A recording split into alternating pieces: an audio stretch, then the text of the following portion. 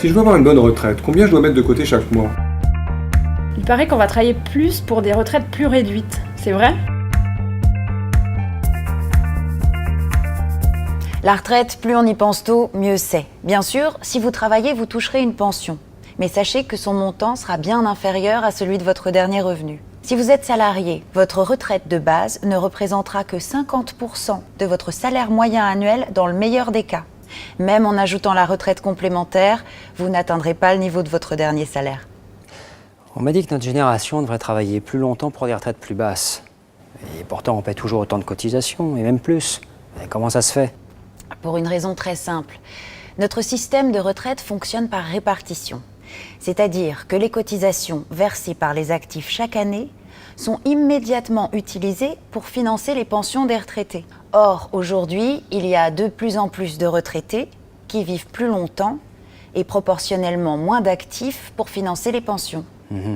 Si je comprends bien, si je veux pouvoir garder mon niveau de vie à la retraite, je dois commencer à mettre de côté. Mais combien exactement?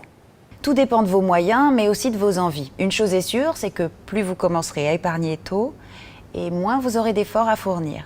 Pour prendre un exemple, si vous souhaitez obtenir un capital de 100 000 euros, avec un placement à 3%, il vous suffit d'épargner 172 euros par mois sur 30 ans. En revanche, pour obtenir la même somme en 15 ans, il vous faudra épargner 440 euros par mois, nettement plus du double. Donc plus j'attends, plus je perds de l'argent d'une certaine manière. Et c'est quoi les meilleurs placements pour la retraite? Actuellement, j'ai un plan d'épargne logement pour essayer de devenir propriétaire de mon logement. D'ici là, je me dis qu'au moins, j'aurai pas de loyer à payer. Oui, c'est un bon calcul, mais sachez qu'il y a toute une palette de moyens à votre disposition pour compléter votre retraite. Il y a des produits spécifiquement dédiés à la retraite, comme le PERP, le plan d'épargne retraite populaire, ou le contrat Madelin si vous êtes indépendant. Vous pouvez aussi opter pour d'autres solutions, comme l'assurance vie. Dans mon entreprise, il y a un contrat de retraite collectif.